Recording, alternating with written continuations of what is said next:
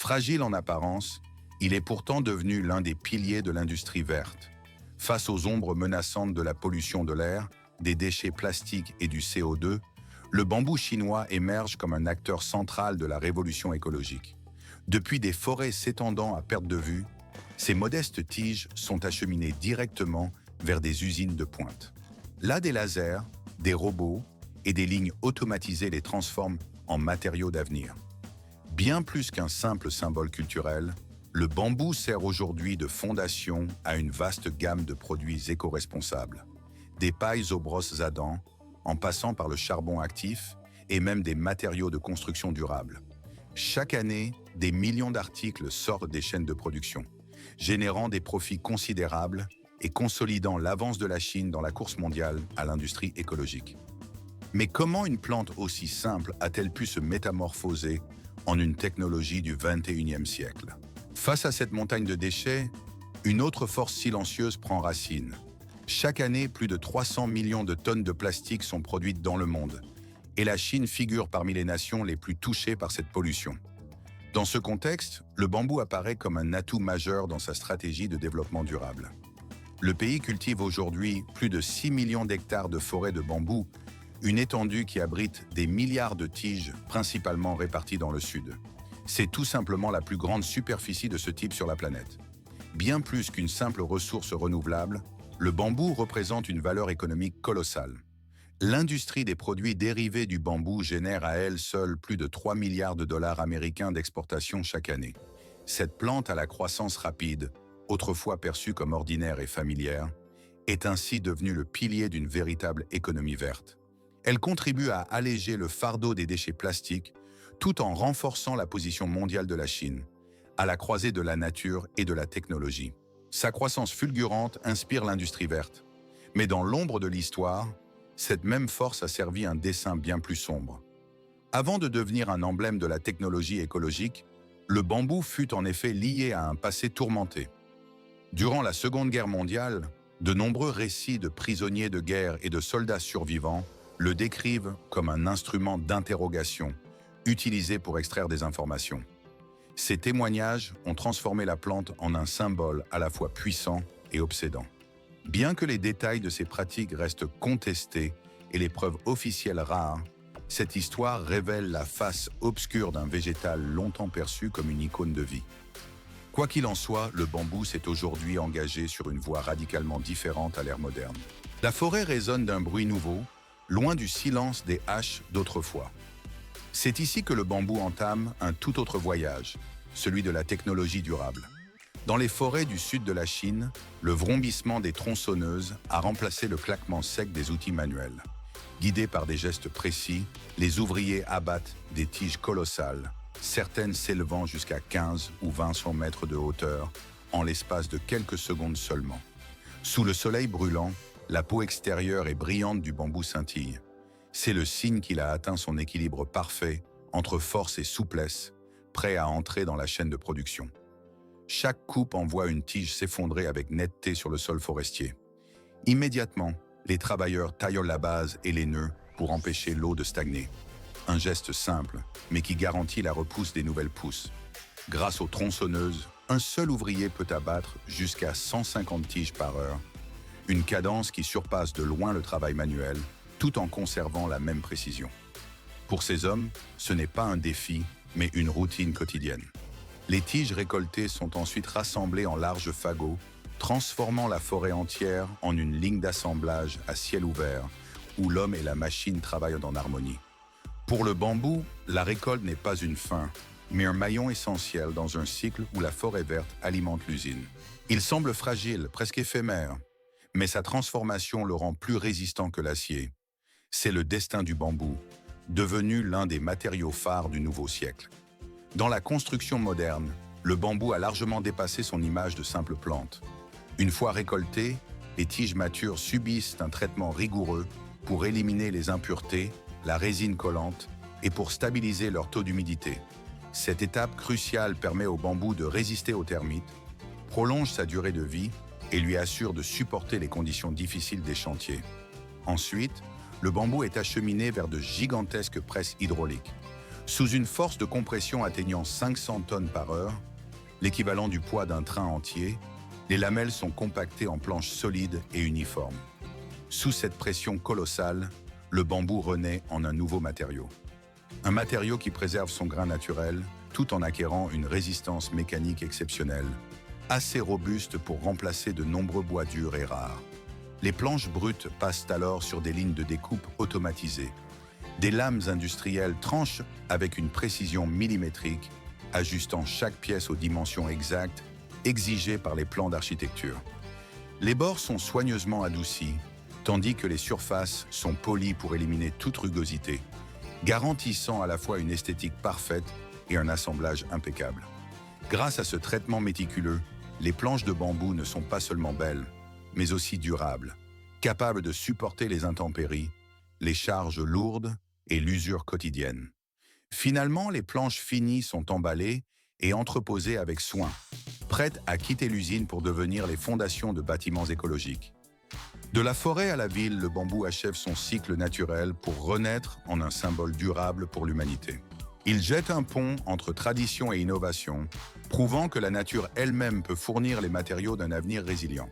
Il traverse le feu pour renaître sous une forme nouvelle. Une transformation qui promet une énergie plus propre pour des milliers de foyers. Car le voyage du bambou ne s'arrête pas à la construction. Il est destiné à devenir du charbon, un biocombustible durable capable de remplacer en partie le bois et le charbon traditionnel. Le processus commence avec des tubes de bambou pré-traités, soigneusement disposés dans des fours massifs. Chaque fournées peut contenir entre 200 et 300 pièces. Les tiges sont empilées verticalement, laissant des espaces pour que la chaleur circule de manière uniforme. C'est une étape cruciale qui détermine la qualité finale du produit. Une fois le four rempli, les ouvriers scellent l'ouverture avec de la pierre et du ciment, ne laissant que quelques petits évents pour l'évacuation des gaz. Le four devient alors une chambre de réaction hermétique, où la température et la pression sont contrôlées avec une extrême précision. Des feux sont allumés à l'extérieur et la chaleur est maintenue entre 600 et 700 degrés Celsius pendant 5 à 7 jours. Cette plage de température permet à la cellulose et à la lignine de se décomposer. Ne reste alors que le cœur de carbone solide, l'essence même du charbon de bambou. À l'ouverture du four, un charbon d'un noir brillant apparaît, lisse, dense et d'une couleur homogène. C'est la marque visible d'une carbonisation parfaite. Chaque four produit généralement entre 2 et 3 tonnes, une quantité suffisante pour alimenter des milliers de foyers en énergie. Une fois refroidi, le charbon est soit broyé en petits morceaux, soit conservé en blocs selon son usage final.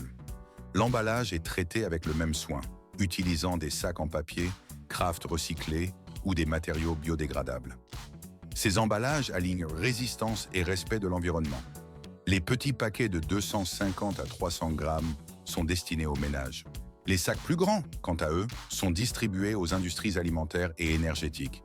Mais au-delà du combustible, le charbon de bambou est aussi utilisé pour la purification de l'eau, la désodorisation, les cosmétiques et même la médecine. Grâce à ses propriétés naturelles d'absorption et ses qualités antibactériennes, il est devenu un matériau polyvalent de l'ère moderne. Il aurait pu devenir charbon, durci par le feu. Au lieu de ça, il a choisi une autre destinée, celle d'un objet simple, vert et pratique.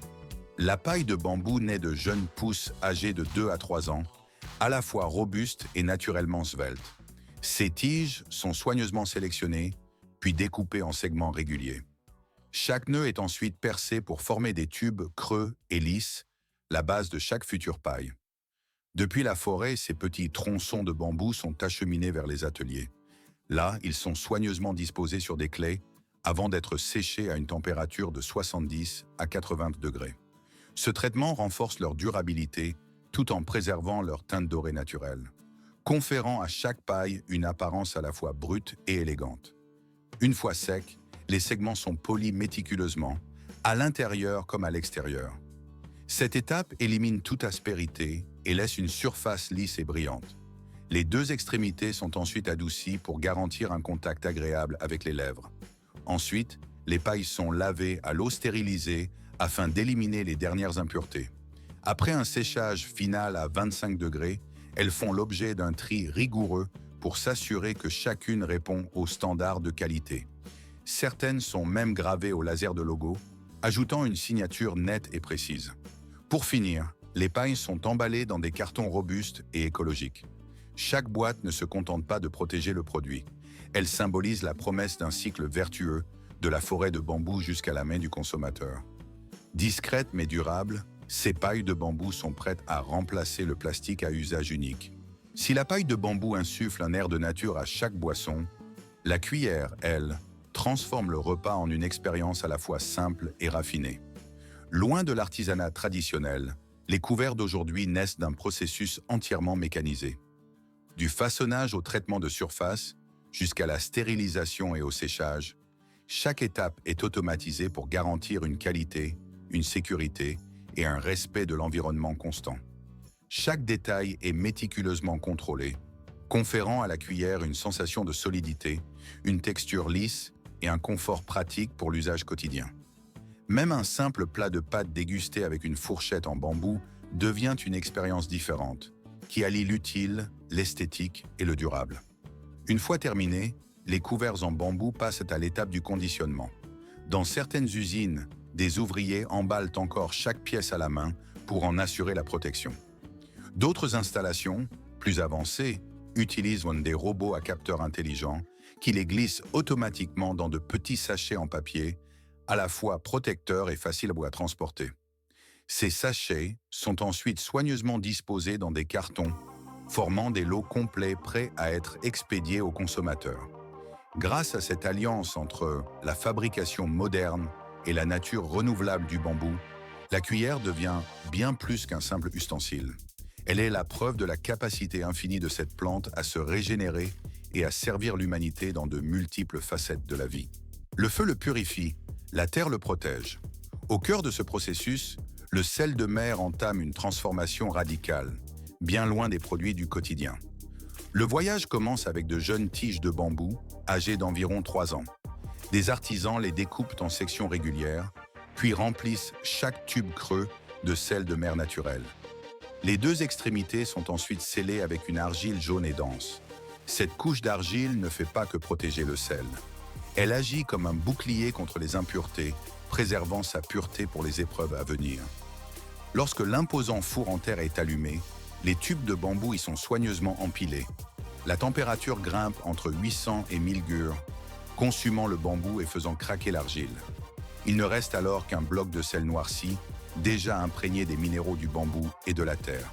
Une fois le four refroidi, cette masse de sel durci est extraite, brisée en plus petits morceaux, puis finement moulue. Mais ce n'est que le début d'un long cycle. Le sel est de nouveau tassé dans du bambou, scellé avec de l'argile et passé au feu une seconde fois. Chaque répétition est une nouvelle épreuve par le feu. Elle aide le sel à se défaire de plus d'impuretés, tout en absorbant davantage de minéraux précieux, comme le calcium, le potassium et le fer. Quand le périple à travers les flammes s'achève, le bloc de sel noir et brillant est laissé à refroidir complètement.